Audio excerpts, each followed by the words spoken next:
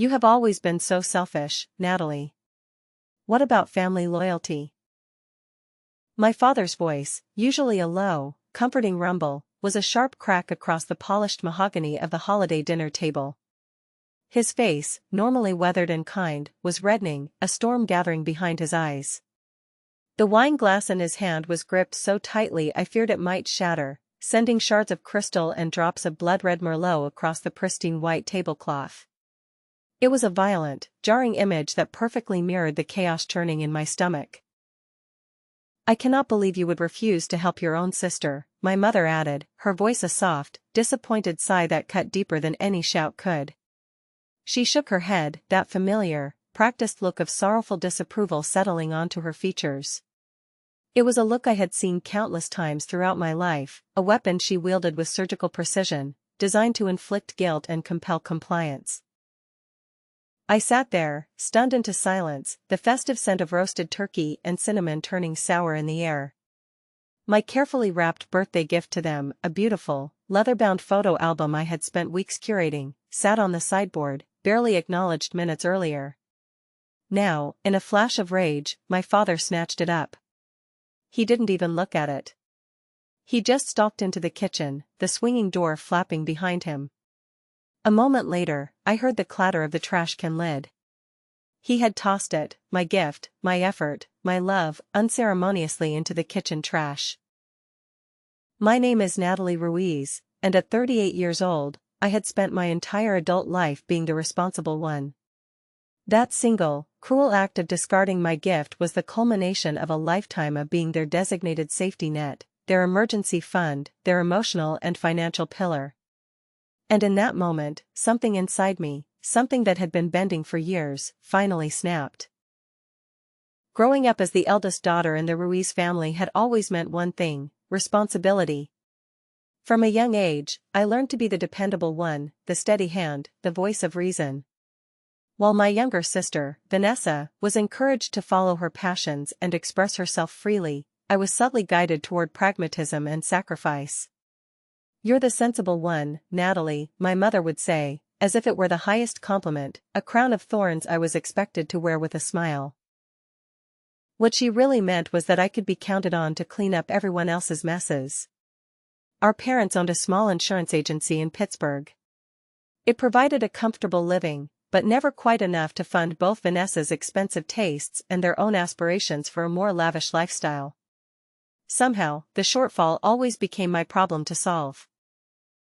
I put myself through college, working 2 jobs and subsisting on ramen noodles, diligently paying off every cent of my student loans 5 years ahead of schedule. While I was doing that, I was also sending money home for emergencies that always seemed to coincide with Vanessa's latest whim. When Vanessa needed money for art school in New York, a dream she pursued with reckless abandon, I delayed my own graduate studies to work extra hours, packing my own dreams away in a dusty box under my bed. I told myself it was what a good sister did. When she dropped out after 2 semesters to find herself in Europe, a trip that left her with nothing but a mountain of credit card debt, I was the one who covered it. I didn't want to see her credit ruined. I told myself it was a one-time thing. When our parents wanted to renovate their kitchen, a sleek, modern affair with granite countertops and stainless steel appliances they had seen in a magazine, I contributed a significant portion of my savings. I told myself it was a gift, a way of showing my gratitude. The pattern continued into adulthood. While I built my career as a financial analyst at Gravora Group, a prestigious firm downtown, carefully saving and investing, Vanessa bounced between creative endeavors that inevitably ended in financial disaster. First, it was the photography studio, complete with high-end equipment that ended up collecting dust in a rented space she could no longer afford. Then came the handcrafted jewelry line, which produced beautiful pieces but had no viable business plan. Finally, there was the boutique clothing store, the one that was now bleeding them dry. All of these ventures were funded with a mixture of my parents' dwindling savings and, of course, generous loans from me, loans that were never spoken of again once the business collapsed. Yet somehow, in the family mythology, Vanessa was the brave dreamer, the artist, while I was just boring, reliable Natalie with her spreadsheets and her emergency fund. The one who always said yes. 7 years ago, when our parents decided to purchase their dream home, a sprawling Victorian in an upscale neighborhood they couldn't actually afford, they came to me. Their credit wasn't strong enough, their income not quite sufficient. They approached me with earnest expressions and those familiar, cloying appeals to family loyalty. The bank needs a guarantor, Natty, my father had explained, sliding the paperwork across my modest kitchen table, a stark contrast to the grandeur of the house they were planning to buy. Just a formality, really. We'll make every payment, you know that. I had hesitated then, a knot of unease tightening in my chest. I sensed the weight of the commitment, the long shadow it would cast over my own financial future. But ultimately, I signed. After all, they were my parents. They had raised me, supported me in their way, and they promised, with tears in my mother's eyes, that this would be the last time they needed my help. It wasn't. Each year brought new emergencies that required my financial intervention, and each time I told myself it would be the final time. Each time I was wrong. The breaking point came gradually, then suddenly, like bankruptcy as Hemingway might say. Small resentments accumulated, the forgotten birthdays, the dismissive comments about my career, the way they celebrated Vanessa's smallest achievements while taking my stability for granted. But I never expected the holiday dinner to become the final straw. The request from my parents had been breathtaking in its audacity: sell my home, the one thing I had worked tirelessly to achieve on my own, to bail out Vanessa's failed boutique, her third failed business in 5 years. When I gently but firmly declined, explaining that I couldn't sacrifice my own financial security, I became the villain of the family narrative once again. Somehow, standing up for myself made me ungrateful in their eyes. The irony of the situation wasn't lost on me. The mortgage papers for my parents' house bore my signature as guarantor, a fact they conveniently overlooked whenever they criticized my life choices. Perhaps some part of Vanessa recognized the injustice of the situation, because she remained silent as our parents continued their barrage. I noticed she couldn't meet my eyes. The tension in the room was suffocating, weighing down on my shoulders like an invisible boulder.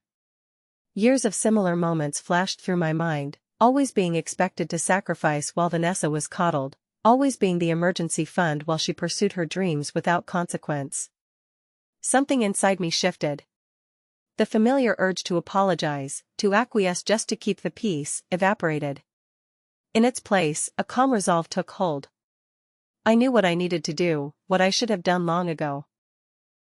I excused myself quietly from the table, my chair scraping against the hardwood floor as I stood. "Where are you going?" my mother called after me, her tone suggesting I was committing yet another offense by leaving. "To my car," I replied simply, my voice steady. "I'll be right back."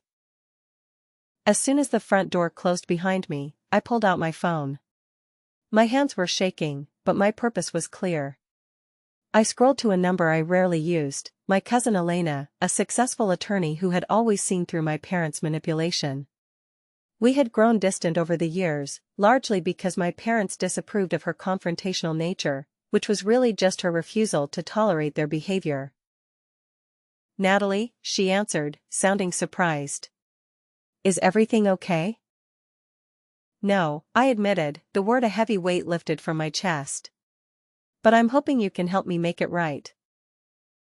Over the next hour, sitting in the cold darkness of my car while the hollow sounds of my family's laughter drifted from the house, I explained everything. The mortgage, the holiday dinner, the attempted manipulation, and now the false accusations and Jason's involvement. Elena listened without interruption, and when I finished, her response was immediate and decisive. "Send me everything you have, Natalie. And Natalie, it's about time you stood up to them." With Elena on board, I felt more confident in my position. But I also knew my parents and sister wouldn't back down easily. They had built their entire worldview around my compliance, and my rebellion threatened that foundation. The following day, a package arrived at my office. Inside was the birthday gift my father had thrown away, the custom-bound collection of family photographs I had carefully curated and restored. Attached was a note in my mother's handwriting. We're still family. Don't do this to us. The manipulation was so transparent it almost made me laugh. To return the discarded gift as if it had never been thrown away, appealing to family bonds while simultaneously threatening me with false legal accusations. I placed the book on my shelf without opening it and texted Elena. They're escalating. What's our next move? Her response was immediate, we call their bluff. 2 days later, Elena and I walked into the sleek, intimidating offices of Aspen Capital Partners for a meeting with my parents, Jason Wilson, and the firm's representatives. The conference room was tense with anticipation as we took our seats across from my family. Jason looked older than I remembered. The boyish charm that had once captivated me was now hardened into something calculating and weary. He barely met my eyes as he shuffled through his papers, clearly uncomfortable with the situation he'd been drawn into. My father sat rigidly in his chair, jaw clenched in defiance. My mother dabbed at her eyes with a tissue, the perfect picture of maternal distress. Vanessa had chosen not to attend, sending a text that morning claiming she didn't want to be in the middle, as if she hadn't been a central figure in this drama from the beginning. Dominic Weber, a senior partner at Aspen Capital, opened the meeting. We're here to address the allegations regarding the mortgage agreement for the property at 742 Highland Avenue, currently owned by Gerald and Patricia Ruiz, with Natalie Ruiz as guarantor. My father leaned forward, his voice thick with feigned outrage. My daughter forged our signatures and is now trying to force us out of our home. It's elder abuse, plain and simple. I remained silent, letting Elena take the lead as we had discussed. That's a serious allegation, Mr. Ruiz, she said calmly, her voice echoing in the quiet room. One that could have significant legal consequences for the accuser, if proven false. She opened her laptop and turned it toward the room. I have here the video recording of the original mortgage signing, taken by the notary public as part of their standard practice. The video began to play, clearly showing my parents signing the documents, expressing gratitude for my help, and promising this would be the last time they needed my financial assistance. Additionally, Elena continued as the video ended, I have statements from the notary and the bank representative present that day, confirming the signatures were made willingly and with full understanding of the terms. Jason shifted uncomfortably. These could be doctored or taken out of context. They're certified copies, Mr. Wilson, Elena interrupted, her tone sharp. And we have the originals, secured with timestamps and authentication. But perhaps more relevant to your client's concerns is this. She slid a document across the table. It was a full, itemized accounting of all the financial assistance I had provided to the Ruiz family over the past 15 years. Loans never repaid, investments in Vanessa's businesses with no return, contributions to household expenses, and various emergencies. The total comes to approximately $387,000, Elena stated, not including the mortgage guarantee. My mother gasped. That's absurd. We never. Every transaction is documented, Elena said firmly. Bank transfers, checks, credit card statements. Natalie has kept meticulous records. The room fell silent as the magnitude of what they owed me, financially and morally, sank in. Dominic Weber cleared his throat. In light of this information, does your client wish to maintain their allegations of forgery, Mr. Wilson? Jason looked at my father, who seemed suddenly deflated, the righteous anger replaced by a pale shock. We'll need to confer privately. They were given a smaller meeting room, and while they were gone, Dominic turned to me. Miss Ruiz, may I ask why you maintained this arrangement for so long? I considered the question carefully. They're my family. I always believed that eventually, they would recognize the imbalance and want to make things right. I was wrong. When my parents and Jason returned, the change in their demeanor was striking. My father's defiance had crumbled, replaced by a calculating pragmatism. My mother's theatrical emotions had been replaced by a careful restraint. We're prepared to withdraw our allegations, Jason announced, and to discuss refinancing options for the mortgage. Elena nodded. That's a start. But there are additional terms my client requires before we can move forward.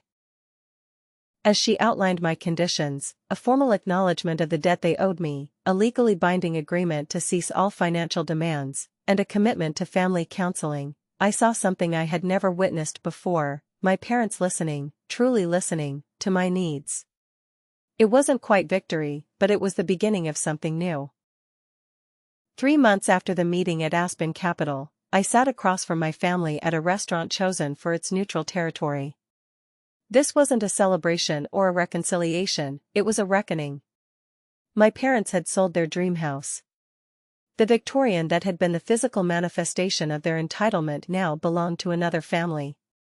They had downsized to a comfortable condo that better suited their actual financial situation and used the remaining equity to partly address their debt to me. They looked different, somehow smaller, less imposing. And we've been talking to Vanessa about her spending habits, my mother added, her voice quiet. She's agreed to meet with the counselor, too. Vanessa, who had been uncharacteristically quiet, looked up from her menu. I've taken a job at Gravenhist Freight, she said, her voice barely a whisper. In their marketing department. It's entry-level, but it's steady. The surprise must have shown on my face because she quickly added, I know it's not as exciting as running my own boutique, but after looking at the numbers, really looking at them, I realized I was never as close to success as I thought. It was perhaps the most honest thing my sister had ever said to me. Not an apology, not quite, but an acknowledgement of reality that had been sorely lacking in our family dynamic. That sounds like a good opportunity, I said, meaning it. Their marketing team has a strong reputation. A tentative smile crossed her face. Not the dazzling, manipulative charm she usually employed, but something more genuine. Thanks. I'm trying. The changes in my family didn't happen overnight, and they weren't without setbacks. There were still tense phone calls, still moments when old patterns threatened to reassert themselves. My mother still occasionally hinted at financial emergencies that turned out to be wants rather than needs. My father still struggled with seeing me as an autonomous adult, rather than an extension of their financial resources. But the difference was that now, there were consequences for crossing my boundaries. When they pushed too hard, I would simply end the conversation and enforce a cooling-off period. No drama, no arguments, just consistent reinforcement that the old dynamics were no longer acceptable. Elena remained a steady presence in my life, helping me navigate the complex emotions of reconstructing my family relationships on healthier terms. It's like rehabilitation after an injury, she said during one of our regular lunch meetings. There will be pain, there will be resistance, but if you stick with the program, eventually there's healing. At work, the changes in my personal life translated to professional growth. Freed from the constant drain on my emotional and financial resources, I found myself taking risks I would have previously avoided. I applied for a senior position that opened up at Gravora Group and was selected from a competitive field of candidates. Your presentation showed a confidence we haven't seen from you before, my new director told me after the announcement. Whatever changed in the past few months, it suits you. What had changed was fundamental. I had reclaimed my power, my resources, and my right to prioritize my own well-being. The weight I had carried for so long hadn't just been financial, it had been the crushing burden of being needed but never valued, of giving without receiving, of love conditioned on sacrifice. The most surprising revelation came from Vanessa during a coffee meeting, just the two of us.